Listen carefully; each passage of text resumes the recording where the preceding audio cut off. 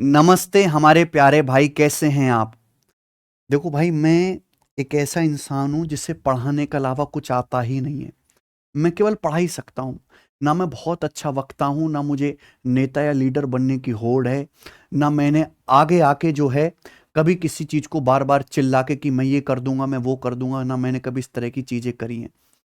YouTube पे मेरे दोस्त डेली डेली 2 घंटे से ज़्यादा पढ़ाई का कंटेंट मैं अपलोड करता हूँ। डेली एक भी दिन मिस नहीं होता है।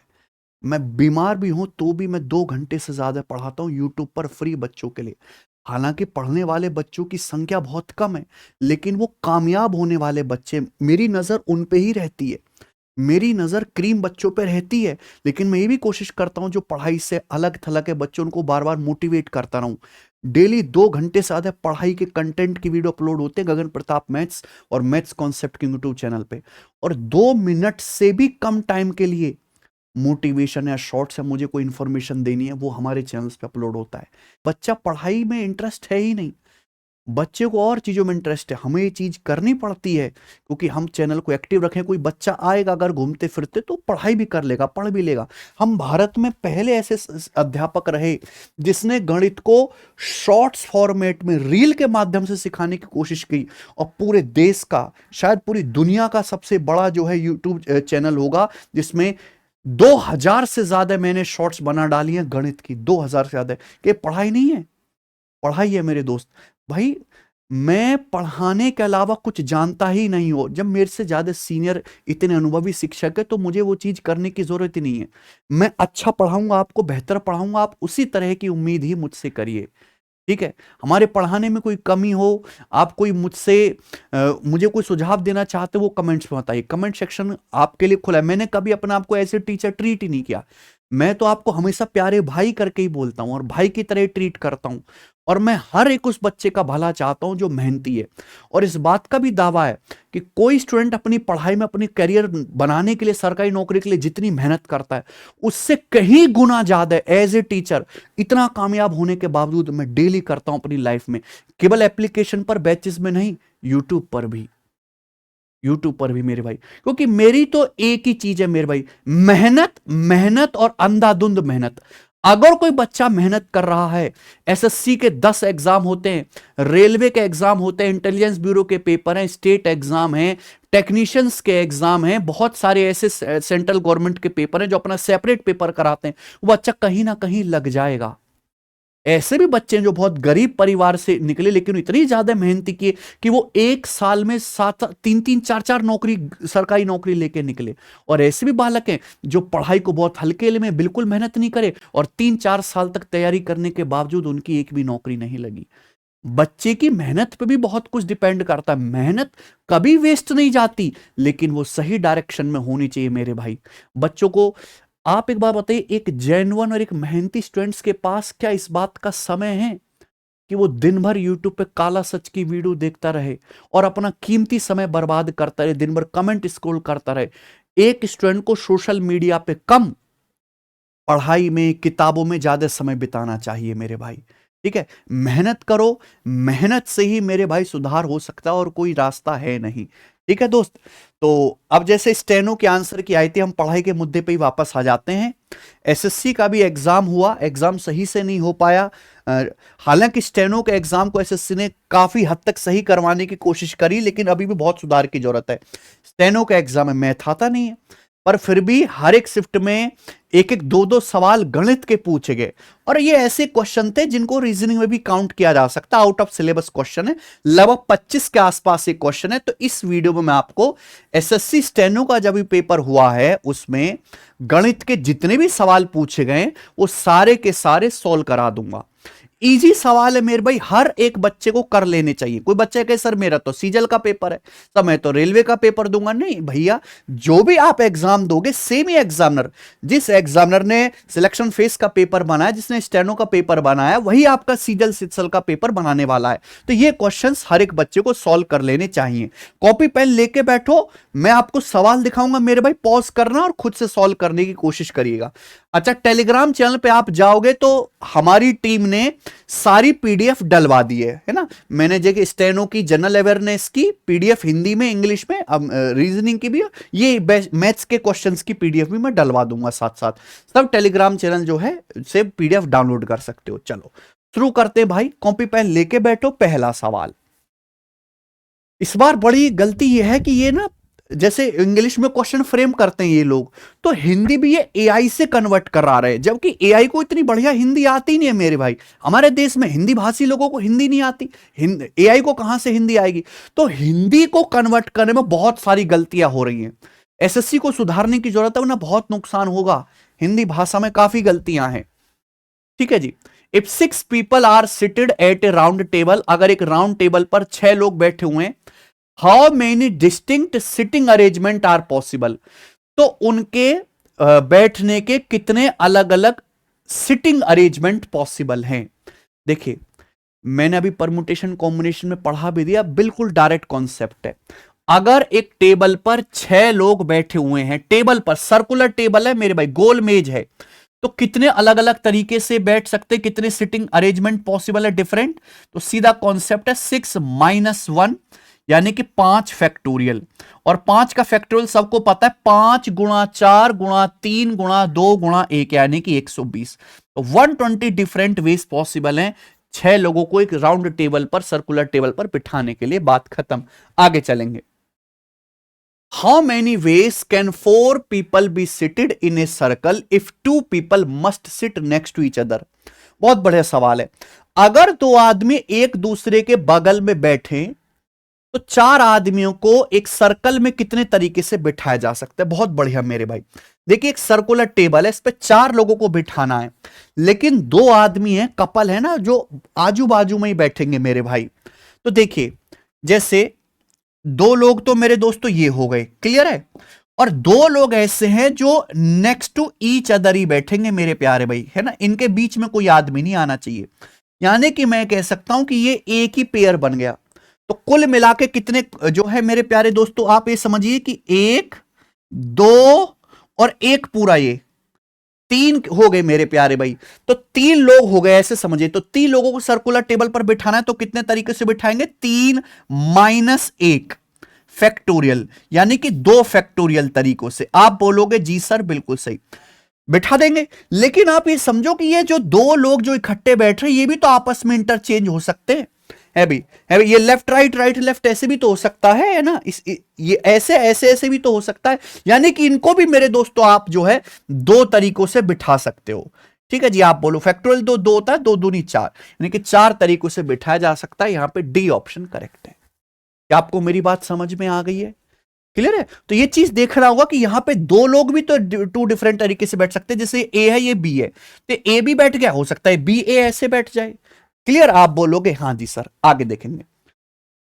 इन a row of 8 seat, how many ways can 3 people sit next to each other? 8 सीटों की एक पंक्ति में 3 लोग एक दूसरे के बगल में कितने तरीके से बैठ सकते हैं? बहुत बढ़िया मेरे भाई, बहुत बढ़िया। ऐसे समझिए मेरे दोस्तों कि ये है एक रो है, इसमें 8 सीट है, 1 2 3 4 5 6 और ये 7 8, 8 सीट है।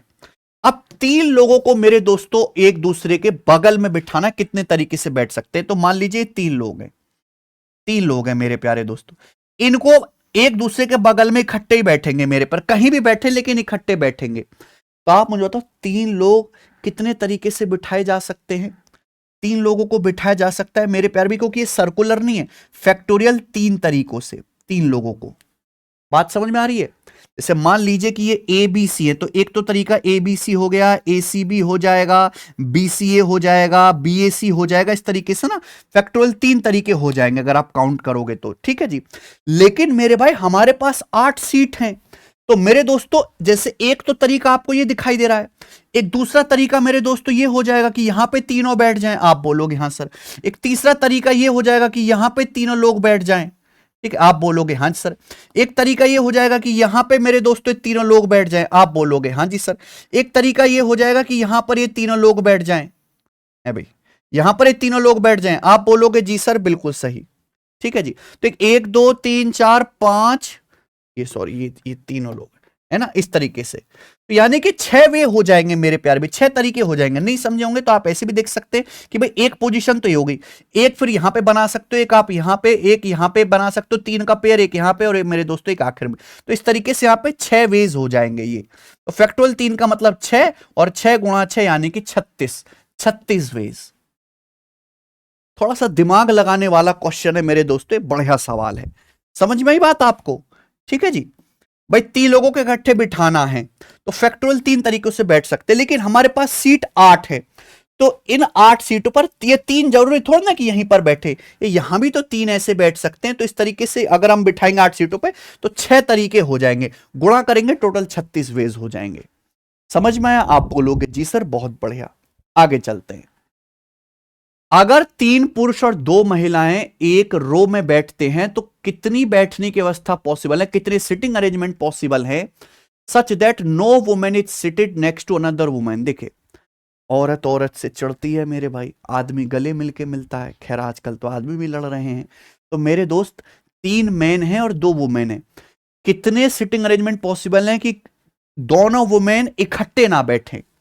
तो मेरे भाई मान लीजिए कि हमने ये जो है आदमी, मैन मैन मैन, ये 3 आदमी है। अब औरत जो है मेरे भाई 2 औरत है, 3 आदमी 2 औरत, 2 औरत एक जगह नहीं होनी चाहिए। अब आप मेरे भाई एक साथ नहीं बैठने चाहिए। ये गैप आपको दिखाई दे रहा है, यानी कि इन 4 गैप्स में कहीं भी औरत को रखा जा सकता है। समझ में? इन 4 जगह में कहीं पर भी 2 औरत फिट करी जा सकती है, वो एक साथ नहीं आएंगी। तो 4 प्लेसेस पे 2 वुमेन को मेरे प्यारे भी जो अरेंज करने के तरीके कितने हो जाएंगे? 4p2। अब ये 3 मैन है, 3 मैन को मेरे प्यारे भाई सिटिंग जो है अरेंज करने के तरीके कितने हो जाएंगे? फैक्टोरियल 3। आप बोलोगे जी सर 4p2 क्या होता है मेरे भाई? 4p2 का मतलब 4 फैक्टोरियल और नीचे मेरे भाई 4 - 2 यानी कि 2 फैक्टोरियल। तो 4 फैक्टोरियल को 2 फैक्टोरियल से डिवाइड करेंगे तो 4 गुणा 3 बचेगा मेरे दोस्तों, यानी कि 12। ये तो 12 हो जाएगा। फैक्टोरियल 3 आपका 3 दूनी 6 एकम 6 होता है, तो 12 6 72, तो 72 हो गया मेरे दोस्तों। ये क्या है? ऑप्शन नंबर यहां से डी करेक्ट है।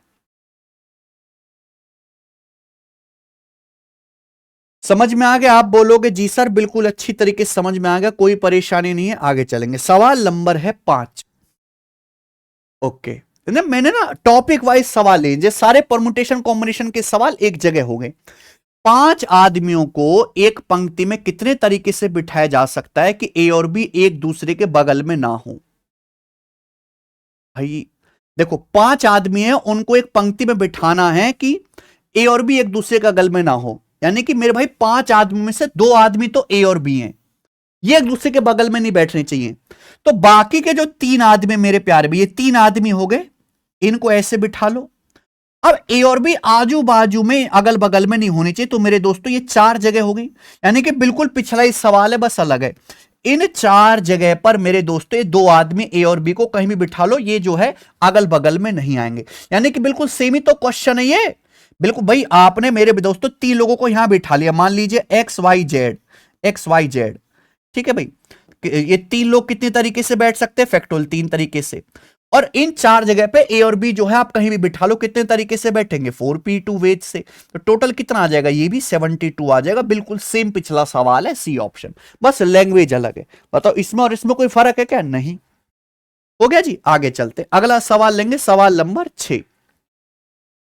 एक बैग में 4 रेड और 6 ब्लू बॉल है, तो पूछा रेड बॉल निकालने की प्रोबेबिलिटी क्या है? तो भैया टोटल होगी 10 बॉल, 10 बॉल में से रेड बॉल कितनी है? 4। तो रेड बॉल निकलने की प्रोबेबिलिटी आएगी 40%, यानी कि 0.4। ये आंसर आगे बताइए, ए ऑप्शन। निहायत ही आसान क्वेश्चन है प्रोबेबिलिटी का। आगे आ जाते हैं। ए बैग हैज 4 कॉइन्स, एक बैग में 4 कॉइन है, 4 डबल हेडेड कॉइन्स है, 4 जो है इसमें अच्छा ओके, तो अलग है भाई।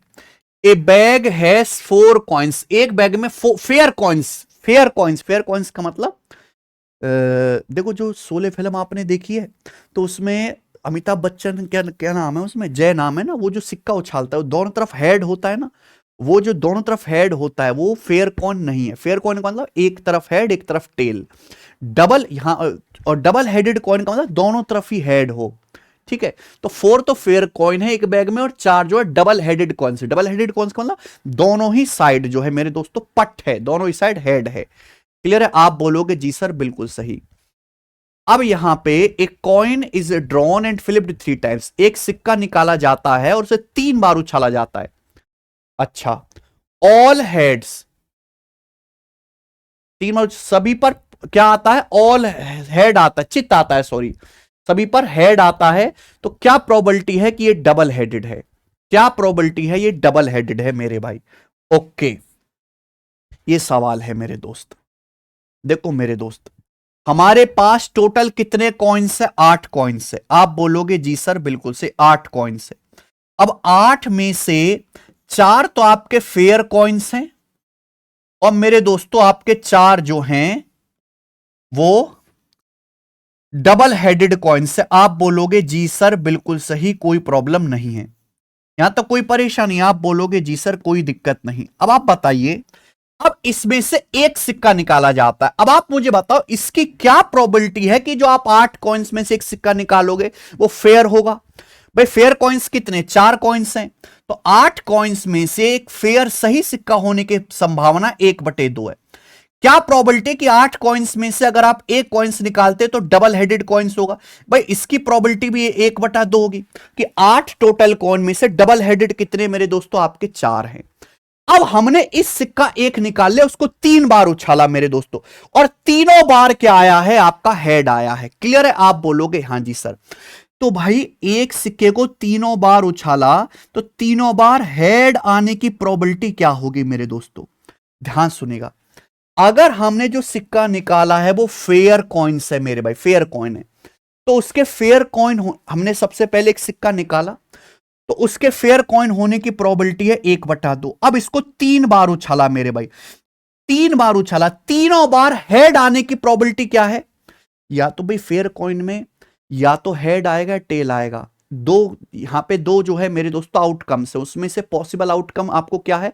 हेड चाहिए, यानी कि हेड आने की प्रोबेबिलिटी 1/2 है। अगर आप एक बार सिक्का उछालोगे तो उसके हेड आने की प्रोबेबिलिटी 1/2 है फेयर कॉइन में, लेकिन 3 बार उछालोगे तो क्या हो जाएगी? Probability power 3। ये हो गया मेरे दोस्तों जब आपने फेयर कॉइन निकाला है।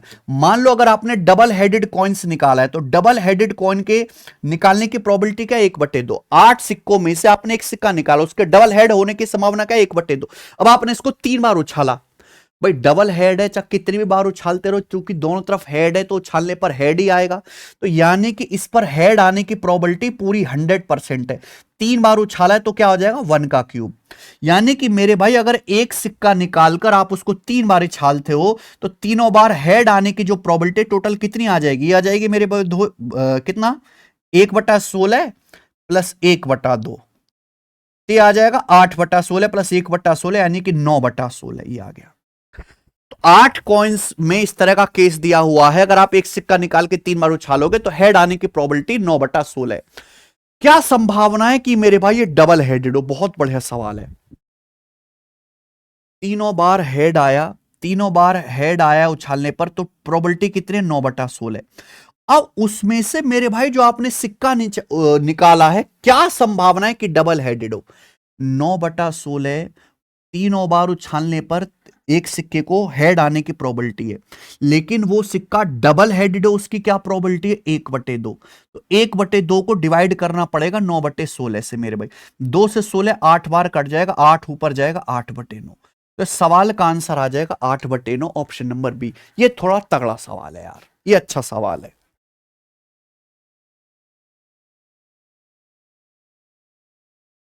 गजब सवाल है जी, इसमें मजा आया करके। अभी तक तो ऐसे ही था। चलो खत्म, ये प्रोबेबिलिटी के सवाल खत्म। ही आ गया टाइम एंड वर्क दिख रहा है। 6 वर्कर एक काम को 15 दिन में करते हैं, तो in how many days will 9 worker take assuming the same work rate? 9 worker जो है समान कार्य दर मानते हुए कितने दिन में पूरा करेंगे? टोटल वर्क क्या होता है? Man into days. 6 वर्कर काम करते हैं 15 डेज में, तो पूछा 9 वर्कर उस काम को कितने दिन में करेंगे? तो 15 छिक्का 90/9, 10 दिन में करेंगे। 10 दिन आ गए। M1 D1 बराबर M2 D2, पहला ऑप्शन सही है। आगे करेंगे। 4 वर्कर 12 दिन में पूरा कर सकते हैं, 6 वर्कर कितने दिन में करेंगे? अरे इससे आसान कोई सवाल है क्या? गुणाएं तो बराबर करनी है। 12 चौक 48, 6 अट्ठे 48, 6 अट्ठे 48, हो गया, खेल खत्म। ऑप्शन नंबर ए खत्म। आइए अगला सवाल लेंगे। ए किसी काम को 12 दिन में करता है, बी 18 दिन में करता है। ए 3 दिन काम करता है, फिर बी भी शामिल हो गया, कुल कितने? देखो ऐसी हिंदी लिखी इन लोगों ने, अबे ठीक तरीके से थोड़ा ना लिखा हुआ है आपके पेपर में। ए 12 दिन में, बी 18 दिन में। ए ने 3 दिन काम किया, फिर बी भी शामिल हो गया, कुल कितने दिन लगेंगे? देखो ध्यान से एलसीएम लेके कर लेते हैं। जैसे ए किसी काम को 12 डेज में कर सकता है और बी कर सकता है 18 दिन में। ठीक है, आप मेरी बात को समझे? तो 12 और 18 का एलसीएम आ गया मेरे दोस्तों 36, यहां पे टोटल वर्क। तो ए की एफिशिएंसी कितनी आ जाएगी? 3, और बी की एफिशिएंसी आ जाएगी 2। अब आप ये समझो कि ए ने 3 दिन काम किया। अब हमारा ए तो एक दिन में 3 कुर्सी बनाता है, ए एक दिन में 3 कुर्सी बनाता है, तो 3 दिन में कितना काम किया होगा मेरे प्यारे भाई? ये तो करा है, ए 12 दिन में काम कर सकते, 18 दिन में। A works for 3 days then B joins. A जो है एक दिन में 3 यूनिट काम करता है, तो 3 दिन में कितना काम करेगा? 9। तो 36 में से 9 काम हो गया, तो बचा कितना मेरे दोस्तों? 27 काम बचा। अब बी ज्वाइन कर लेता है, फिर कुल कितने दिन लगेंगे? अब मेरे दोस्तों यानी कि अब जो है बचे काम को ए और बी मिलकर करेंगे। ए 12 दिन में, बी 18 दिन में, ए ने 3 दिन काम किया, फिर बी ने ज्वाइन किया, टोटल डेज टू फिनिश। चलो कोई प्रॉब्लम नहीं मेरे प्यारे भाई, आ गया 27 दिन। अब आप मुझे एक बात बताइए यहां पर, अब जो है ए और बी दोनों लोग मिलकर काम करेंगे, बी ने ज्वाइन किया, 27 यूनिट काम करना है, दोनों लोग मिलकर काम करेंगे, 3 और 2 5 एफिशिएंसी के साथ। तो कितने समय काम हो जाएगा मेरे भाई? 5.4 डेज में काम हो जाएगा, 5.4 दिन में रिमेनिंग काम हो जाएगा। लेकिन पूरा काम होने में कितने दिन लगे? तो 3 दिन तो ए ने अकेले काम किया था ना, 5.4 डेज उसके बाद लगे, तो टोटल काम हुआ 8.4 डेज में काम हुआ है, जो यहां पर ऑप्शन है ही नहीं। यार यही तो एग्जामिनर की गड़बड़ है। ठीक है जी, 8.4 डेज इस सवाल का आंसर आना चाहिए। क्लियर है? चलो आगे चलते हैं। ए 10 दिन में काम कर सकता है, बी 15 दिन में, दोनों मिलकर काम करे तो काम पूरा करने में कितना समय लगेगा? ये बहुत बेसिक सवाल है। ए 10 दिन में काम कर सकता है, बी 15 दिन में, दोनों मिलकर कितने दिन में करेंगे? 10 गुणा 15 बटे 10 प्लस 15, डायरेक्ट शॉर्टकट है, यानी कि 150 बटे 25, 6 दिन में। दोनों मिलकर बच्चों ये काम 6 दिन में करेंगे। यहां पर बी वाला ऑप्शन ठीक है। आगे आ जाइए। अच्छा, मैंने बिल्कुल टॉपिक वाइज कर दिया है मेरे दोस्त, है ना? अब जैसे टाइम स्पीड एंड डिस्टेंस के सवाल हैं। एक रेलगाड़ी एक समान गति से 180 किलोमीटर पर आवर की यात्रा करती है।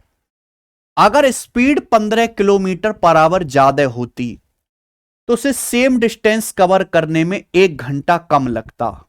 अगर स्पीड 15 किलोमीटर पर आवर ज्यादा होती, रेलगाड़ी की ओरिजिनल स्पीड क्या है? रेलगाड़ी की ओरिजिनल स्पीड। ऐसे सवाल को हमेशा ऑप्शन से करते हैं, हमेशा ऑप्शन से।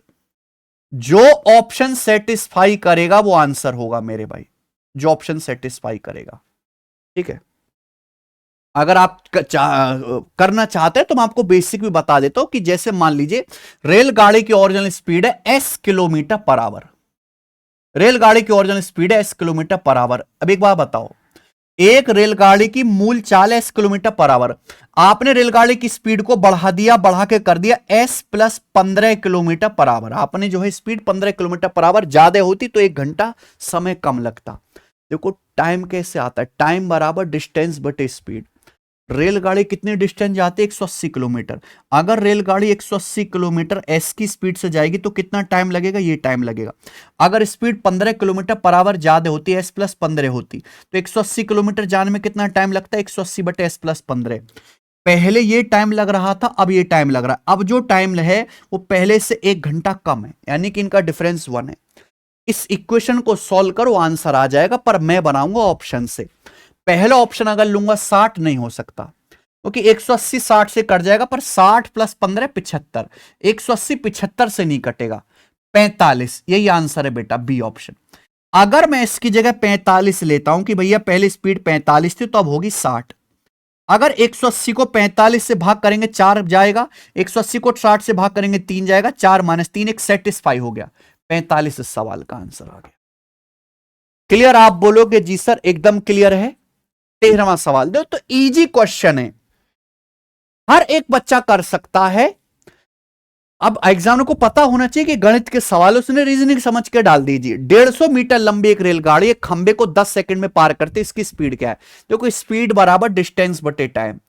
एक रेलगाड़ी खंबे को पार करती है तो रेलगाड़ी खुद की डिस्टेंस 150 मीटर जाएगी 10 सेकंड में, ये स्पीड आएगी मीटर पर सेकंड में, वो कि यहां लंबाई मीटर में है और टाइम सेकंड में। ये रेलगाड़ी की स्पीड आ गई मीटर पर सेकंड में, कितना? 15 मीटर पर सेकंड। लेकिन पूछा किलोमीटर पर आवर में। मीटर पर सेकंड को किलोमीटर पर आवर में अगर बदलना है तो कॉन्सेप्ट 18/5 से गुणा कर देंगे मेरे भाई।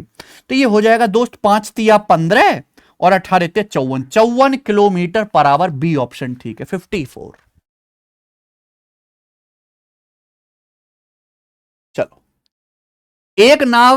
एक बोट जो है 40 किलोमीटर अप स्ट्रीम जाती है 4 घंटे में, डाउन स्ट्रीम जाती है 2 घंटे में, तो आपसे पूछा स्पीड ऑफ स्ट्रीम क्या है?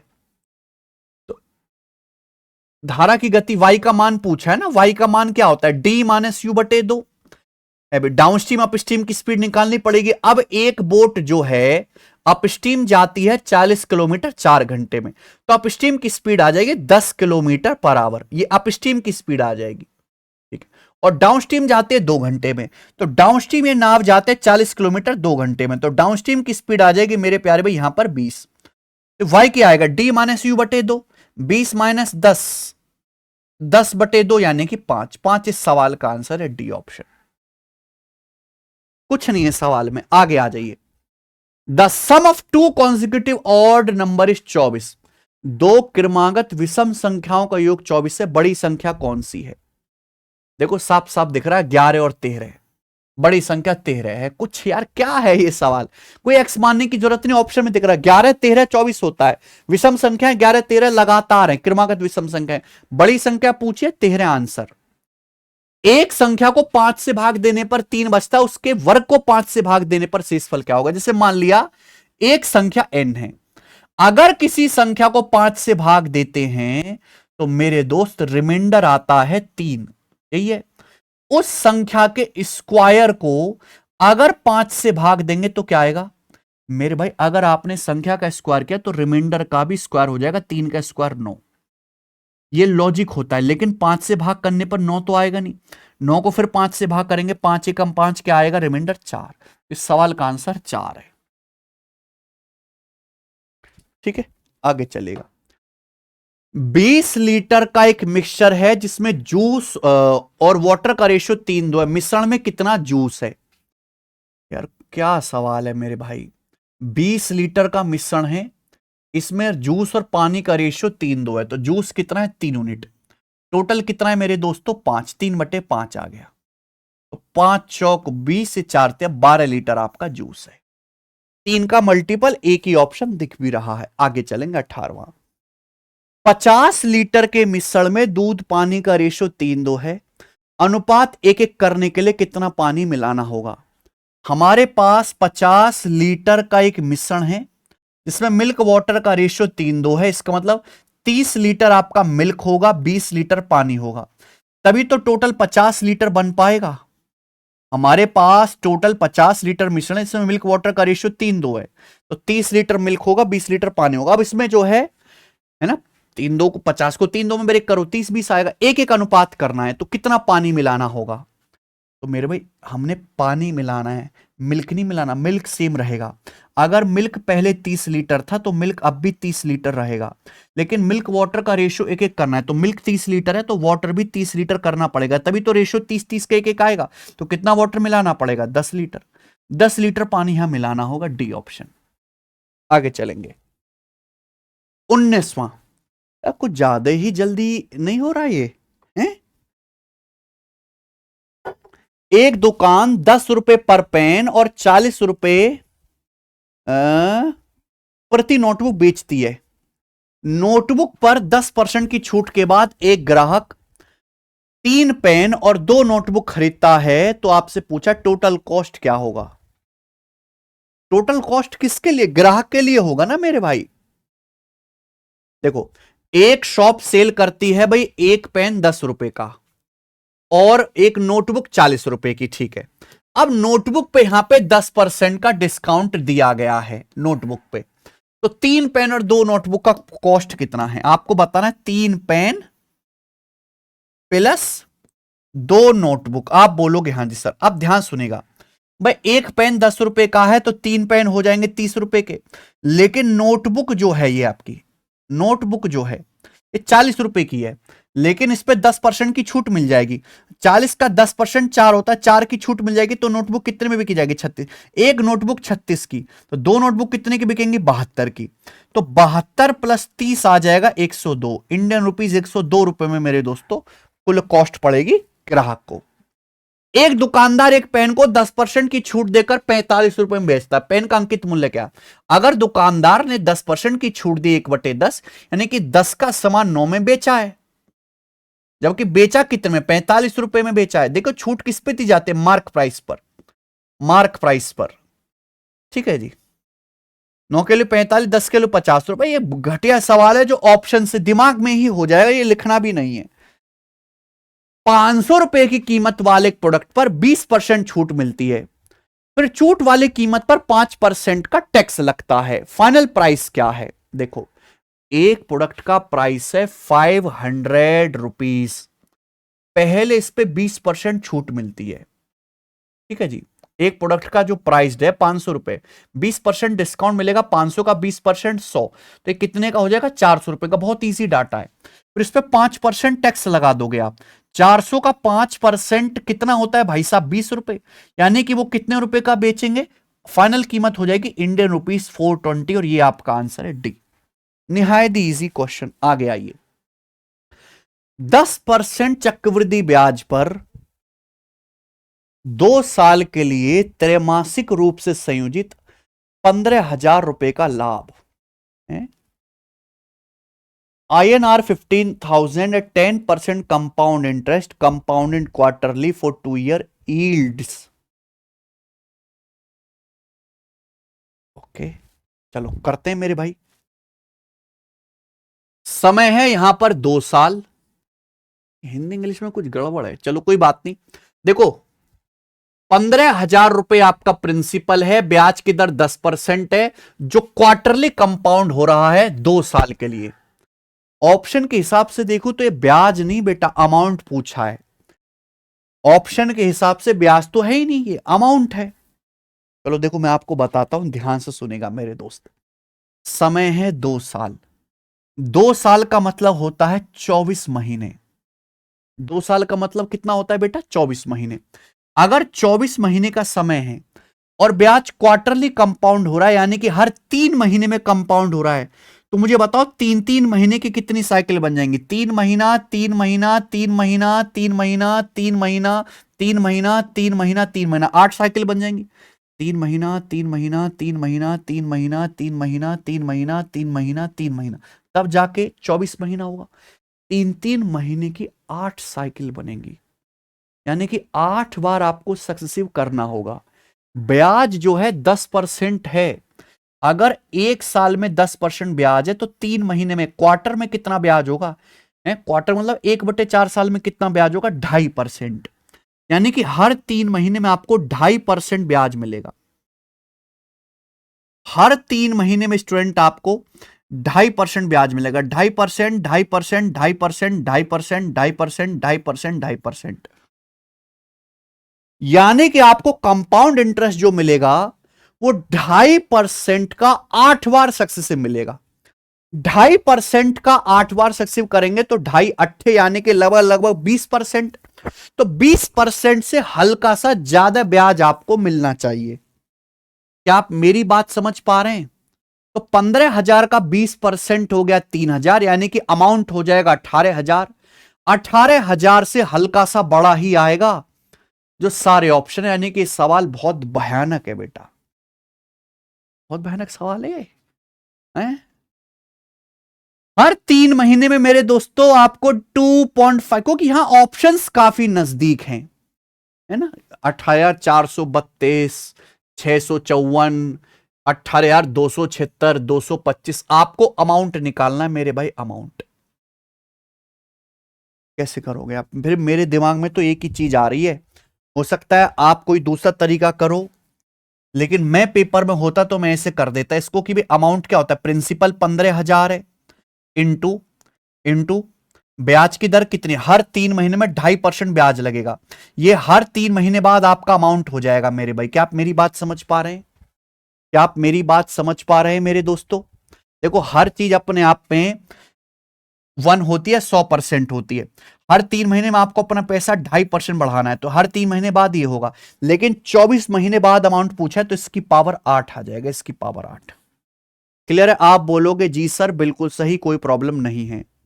ठीक है, ये है बेटा कॉन्सेप्ट अमाउंट डायरेक्ट निकालने का। 2.5% को फ्रैक्शन में कर लो 1/40, 2.5% को फ्रैक्शन में कर लो 1/40। आप बोलोगे जी सर बिल्कुल सही। 2.5% को मैंने कर लिया फ्रैक्शन में। अब या तो बेटा कैलकुलेशन तो यही है, 15,000 गुणा 41/40 की पावर 8। लेकिन पावर 8 हो कैसे? कैलकुलेशन तो यही है बेसिकली। तो अपन लोग इसमें क्या लगाएंगे बताओ जल्दी से। एक सवाल ऐसा 2018 या 19 में भी आ गया था सीएचएसएल में, याद आ रहा है मुझे। यहां हम बाइनोमियल थ्योरम लगा लेते हैं। अगर किसी बच्चे को बाइनोमियल थ्योरम आती है, नहीं आती है तो बेटा गूगल कर लेना, है ना। पहले आ जाएगा मेरे दोस्तों 1, फिर मेरे दोस्त आ जाएगा ये NC0 आ जाएगा ना, NC1 यानी कि मेरे दोस्तों ये आपका 8 गुणा 1/40। फिर आ जाएगा मेरे दोस्तों आपका NC2 यानी कि 8C2 1/40 का होल स्क्वायर। क्लियर है? आप बोलोगे जी सर बिल्कुल सही, कोई प्रॉब्लम। फिर आगे भी ऐसे आता जाएगा, लेकिन वो बहुत छोटा होता जाएगा, वो वैल्यू बहुत छोटी होती जाएगी मेरे भाई। मैंने यहां पे बाइनोमियल थ्योरम लगा लिया। अब 15,000 की 1 में गुणा करो तो 15,000 प्लस 15,000 का ये कितना है मेरे दोस्तों, 1/5 है ना, 15,000 का 1/5 3,000 प्लस, अब इसमें गुणा करो मेरे दोस्तों 8C2 कितना होता है, 15,000 इंटू 8C2 आ गया जी 8 गुणा 7/2 एकम 2 यानी कि 28 आ गया। और 1/40 का स्क्वायर 1/16 हो गया। 2 जीरो खटाक से काटते हैं, 4 सत्ते 28, 4 चौक 16, यानी कि 15 सत्ते 105, 1050/4 करेंगे ये तो कितना आएगा 250, और 50/4 12.5, यानी कि 263 के करीब आ गया। क्या आ गया मेरे दोस्तों, अप्रोक्स 15 18,263 के करीब, 18,263। हालांकि इसके करीब तो मेरे दोस्तों मेरा ये वाला ऑप्शन दिख रहा है, बी ऑप्शन, ये आंसर होना चाहिए। ये आंसर नहीं है, इससे बड़ा ही आएगा, 18,263 से बड़ा ही आएगा। ठीक है ना, सही किया हमने। 8C2 8 सत्ते 56/2 और 1/40 का स्क्वायर 1/1600, 2 जीरो काट लेते हैं, 4 सत्ते 28, 4 चौक 16, 1050/7, 1000/4 तो 250 होता है, 50/4 263। हालांकि और आगे भी जाएगा ये, इसको बाइनोमियल एक्सपेंशन को और एक्सपेंड करेंगे, लेकिन वो वैल्यू बहुत छोटी हो जाएंगी, उसे आप इग्नोर कर सकते हो। इसलिए मैंने मेरे दोस्तों ये यहीं तक कैलकुलेशन कर ले, मुझे अंदाजा पड़ गया कि इसके नजदीक आंसर आएगा जो बी ऑप्शन है। देखो बढ़िया सवाल है। और भी बहुत सारे तरीके मेरे दोस्तों कि आप इनका अप्रोक्स सक्सेसिव निकाल लो, अप्रोक्स सक्सेसिव से भी आप ये सवाल कर सकते हो, कोई बुराई नहीं, वो भी बढ़िया मेथड है मेरे भाई। ठीक है जी, आगे चलेंगे, बताइए सवाल नंबर 23। एक खिलाड़ी के पास होल्ड 15 कार्ड्स ऑफ 4 शूट्स, एक खिलाड़ी के पास 15 कार्ड्स हैं, ठीक है, चारों चारों तरीके के, of which 8 are red and 7 are black. 8 इसमें से रेड हैं, 7 इसमें ब्लैक हैं।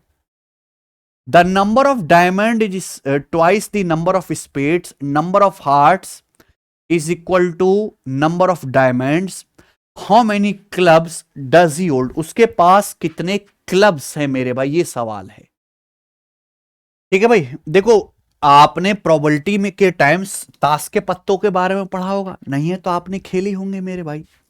आप पढ़ा भी नहीं और तुमने ताश के पत्ते खेले भी नहीं, तो क्या किया बेटा जीवन में है? रेड जो है मेरे प्यारे भाई, देखे टोटल ताश की गड्डी में 52 कार्ड्स होते हैं, उसमें से 26 रेड होते हैं और 26 ब्लैक होते हैं। रेड कौन से होते हैं मेरे भाई, हार्ट और डायमंड्स। ठीक है जी, और ब्लैक कौन से होते हैं मेरे दोस्तों? क्लब्स और स्पेड्स, ये जो है मेरे दोस्तों ब्लैक होते हैं। यही बात है, आप बोलोगे हाँ जी सर। सवाल में बोला है the number of diamonds is twice the number of spades, diamond की संख्या स्पेड से डबल है। Number of hearts is equal to number of diamonds, hearts जो है डायमंड्स के बराबर है। Number of diamond is twice the number of spades, यानी कि अगर स्पेड्स एक्स हैं तो आपके डायमंड्स आपके 2x हैं, और ये हार्ट और डायमंड बराबर हैं, ये भी 2x हो जाएंगे मेरे भाई। क्लियर है? आप बोलोगे यही तो बोला है, the number of diamonds is twice the number of spades, spades x है तो डायमंड्स आपके 2x हैं। अच्छा, उसके बाद जो है हार्ट्स का जो नंबर्स है वो डायमंड्स के बराबर है, हार्ट 2x है, डायमंड्स भी 2x हैं। क्लियर है? टोटल 15 कार्ड है, 15 में से of which 8 are red, red 8 है, तो भैया ये रेड 8 हो गए। रेड कार्ड सवाल में आपके 8 बोला है, तो यानी कि आपका ये 2x प्लस 2x जो है 4x हो गया ना 8, तो x की वैल्यू यहां पे 2 आ गई, यानी कि 4 आपके हार्ट हो गए और 4 आपके डायमंड्स हो गए। ठीक है, 4 4 हो गया। इसके बाद मेरे भाई, इसके बाद 7 आर ब्लैक, 7 आपका ब्लैक है, तो 4x 8 हो गया, तो x का मान यहां से 2 आ गया। 4x अगर 8 हो गया तो x का मान यहां से 2 आ गया, तो x 2 आ गया। अगर ब्लैक कार्ड 7 है तो क्लब्स कितने बचे फिर आपके? 5 बचे, क्योंकि 5 2 7, क्योंकि ब्लैक कार्ड 7 है। उसके पास कितने क्लब्स है? तो क्लब्स ये आगे मेरे दोस्तों 5 क्लब्स है उसके पास, सी ऑप्शन आंसर है। 4 4 8 और 7 15, बिल्कुल 15 भी हो रहा है। सरल सवाल था। ए और बी की एज का योग 46 साल है। 5 साल पहले इनकी एज का योग 4-5 था, 5 साल पहले उनकी एज का रेशियो 4-5 था। बी की जो है प्रेजेंट एज क्या है? ओके, देखो भाई, ये प्रेजेंट से 5, ये प्रेजेंट है मेरे दोस्त, दिस इज प्रेजेंट।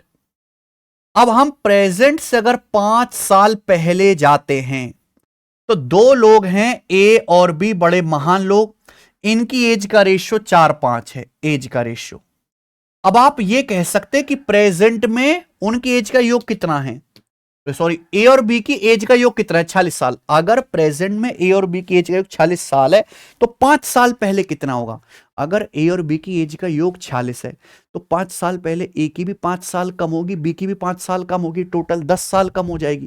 तो 5 साल पहले इनकी एज का सम था 36 साल, जबकि इनकी एज का समय 4 5 9, तो 9 की वैल्यू सवाल में 36 है, 4 गुना। बी के बारे में पूछा है तो 5 की वैल्यू भी 4 गुना आ जाएगी, 20 साल। यानी कि 5 साल पहले बी 20 साल का था, लेकिन प्रेजेंट में बी की एज 5 साल बढ़ के कितनी हो चुकी होगी? 25 साल हो चुकी होगी। आगे चलेंगे मेरे भाई, अगला और आखिरी सवाल, सवाल नंबर 25। सवाल है 3x plus Y 12, X minus Y 4, तो x का मान बताओ।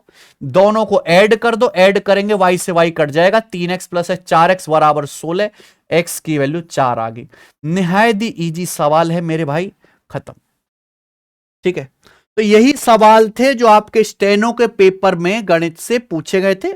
कुछ एक सवाल अच्छे थे, वैसे ज्यादातर आसान ही थे। इनके ऊपर रोने की जरूरत नहीं है किसी बच्चे को कि आउट ऑफ सिलेबस है, ये है और वो है। ठीक है, थोड़ा बहुत अनएक्सपेक्टेड चीजें होनी चाहिए पेपर में। ठीक है भाई, चलो इसी के साथ ये चीज होती है मेरे प्यारे दोस्त खत्म। बहुत बहुत धन्यवाद। अगर आपने क्लास देखी, आप बधाई के पात्र हैं, आप छुपे हुए हीरे हैं कि आप पढ़ाई वाली क्लास को एंड तक देख पा रहे हो, वरना तो लोग रील भी 10 सेकंड की देखते हैं। ठीक है जी, बहुत बहुत धन्यवाद मेरे दोस्तों। कैसा कलयुग आ गया है, पढ़ाऊं भी हम, धन्यवाद भी हम ही करें देखने के लिए। चलो बाय।